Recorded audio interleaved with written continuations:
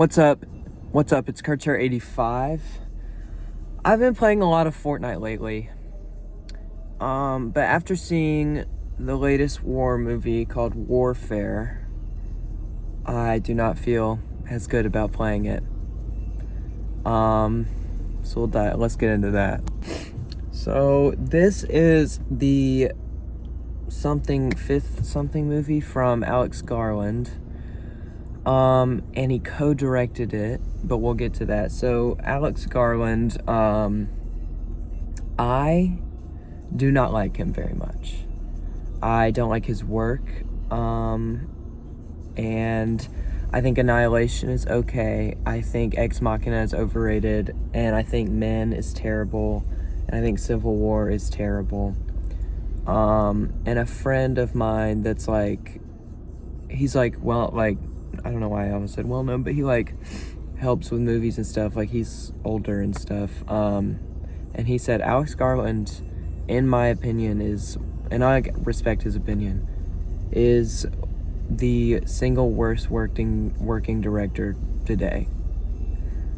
And that seemed intense to me, but looking at his catalog, it just pisses me off. So going into this, I was very skeptical and was kind of expecting to hate it. I was kind of going into this ready to hate it.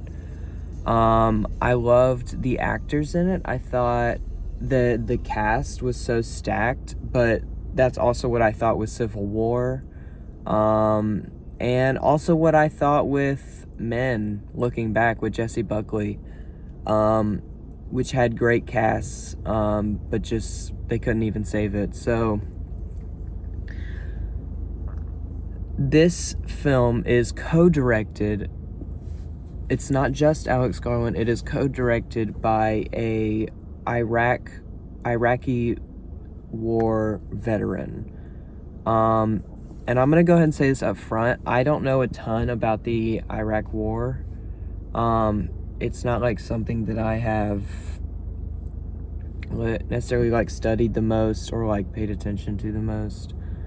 But I know the general ideas of it, but if I mess up a bunch of things, like if I mess some things up, like term-wise or stuff, I'm sorry. And I think that this manages to do what a lot of Alex Garland movies have failed to do in the past, which is present a bunch of questions and not necessarily answer them with the film, but normally he does it in a way that's very obnoxious and comes across in like a pretentious way, and even a way where he doesn't even know what he's talking about.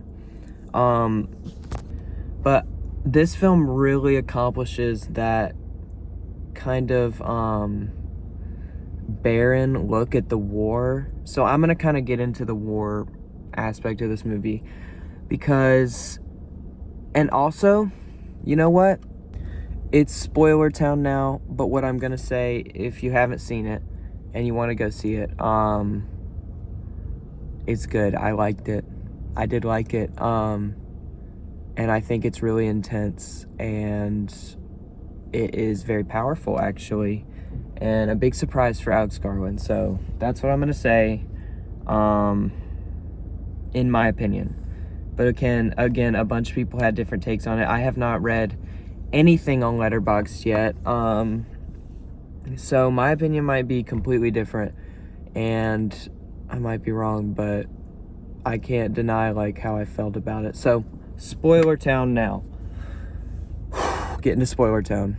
So it follows this group of this like battalion of soldiers in the Iraqi war, and the opening is them watching like a TV jumbotron thing of these women that are like dressed scantily, and they're really hot and attractive, which they are, and they're all getting so hyped. They're like ooh ooh ooh ooh, and they're jumping around and they're having a great time. Cut. Warfare. Really impactful opening, especially looking back right now. It makes me kind of emotional. It does. It's very upsetting. especially given what happens in the future. So the first 30 minutes are pretty slow. It's pretty much, so this is like a minute by minute movie.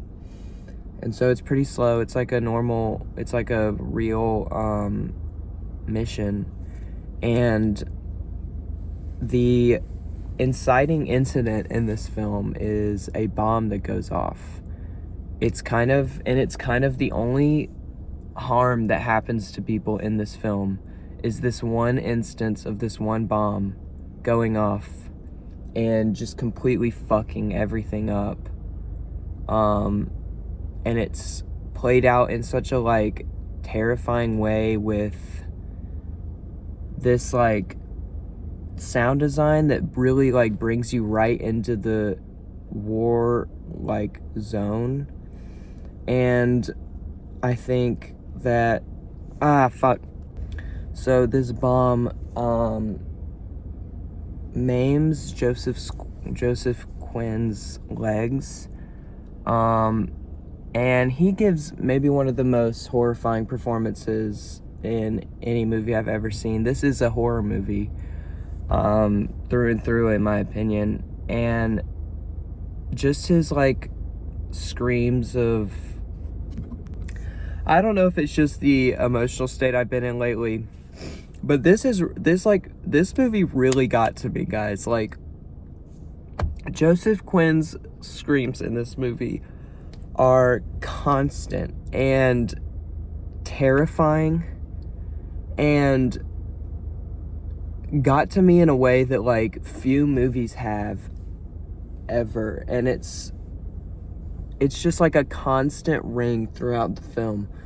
And I think it's an interesting comparison to the normal sounds of guns in the background of war movies. Instead, it's just the screaming, which is kind of like, the guns are kind of like the glorified part of war, and Alex Garland is replacing the gun sounds with screams of terror, which I respect and I think is an interesting choice. And maybe it is just something about me, and just seeing like real pain on screen is really upsetting for me. I don't know why, or I do know why, because it would be upsetting, but like in a horror movie where it's like unrealistic, and even the ones that are more realistic about slasher, it's obviously like fake and I can put myself out of it, but this is so real, and it really puts you like in the headspace with the sound design and the camera work and the acting, to where it's just really it is really upsetting and disturbing. But I think it does it in a way that this is something that, oh my gosh, guys, Joseph Quinn in this film, look, let me tell you, I already talked about this, but let me tell you, I saw Stranger Things. I wasn't a big fan of him. I saw A Quiet Place day one. I was really not a fan of him. Like, I did not like him in that movie. Like, I actively did not like him. But him in this movie is some of the most amazing, terrified acting I've ever seen. Point blank, period. Like, and really everybody in this movie gives like life-altering performances. Like, they are insane. Yeah, I think that this film is shockingly respectful, though. That's a problem I have with war movies just in general, especially about Americans that follow the American side, is that they often feel very insensitive to the civilians, especially on the opposing side, and just the people on the opposing side. It's often very dehumanizing towards them and like just disrespectful. But this film is so dehumanizing towards the Iraqi soldiers that they become non-characters. Like, they're not in the movie. You barely see, the only time you see their faces are from very far away, and we never hear them talking. it's strictly from the American side, and it doesn't show like up close violence of like the Iraqi soldier, like the Americans shooting down the Iraqi soldiers. But I also think this film is very important because it also shows like that these soldiers' feelings matter too. And I also think that this film is definitely not a pro-America movie or something like that's trying to push for American values or the war that we were in, because the battalion that we follow, they feel so amateur, and they feel so young and feel so naive about where they are, that it comes across as cruel that America placed them there just like to like pawns. And I think that that's like what it's trying to show, is how like Kit Connor's character especially is what they're trying to show with just like how innocent these people are, and how much they don't know what's happening, and that it's like they do know what's happening, but like they are not ready for this. Nobody is ready for this, and it's very inhumane, and all of it is terrible. And I also think it's very respectful to the Iraqi people. There's a family that is kept in the house, kind of as hostages, but kind of like to keep safe, I guess. And when they tell them to blow up the upper level at one point, and in that moment it really focuses on the horror of the mother, because it's their home, and the emotions that we get are from them, and it's kind of showing how like deeply devastating this is for them, and it goes beyond just like this battle or this warfare or whatever. And even the last shot of the film, like the last film shot, is them, or one of the last, I think, maybe not the last, is them, like after all those soldiers have left, is the hostages coming out and like seeing their destroyed home. And so I think it is very tender and careful towards those people, and how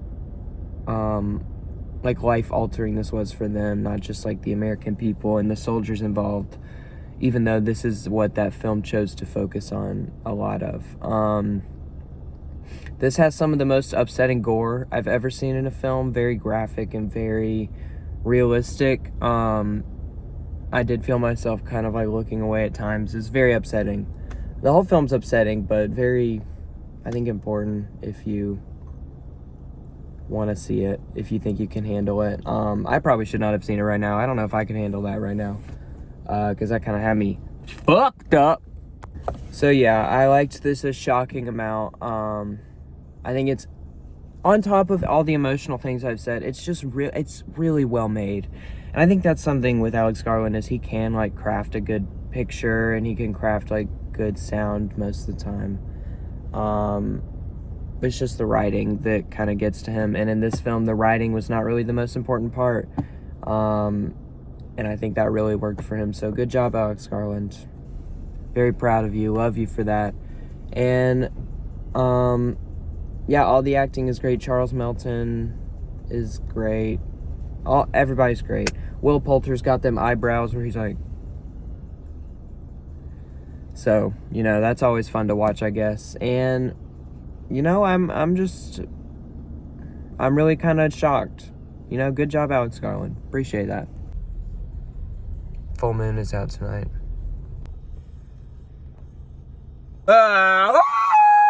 Baby, I'm playing on you tonight.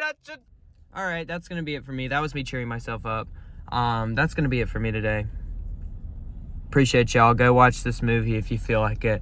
Sorry this video was kind of serious. I'll make like a video game video soon or something to balance it out. So sorry about that, but that's going to be it for me. Kurtcher85 out.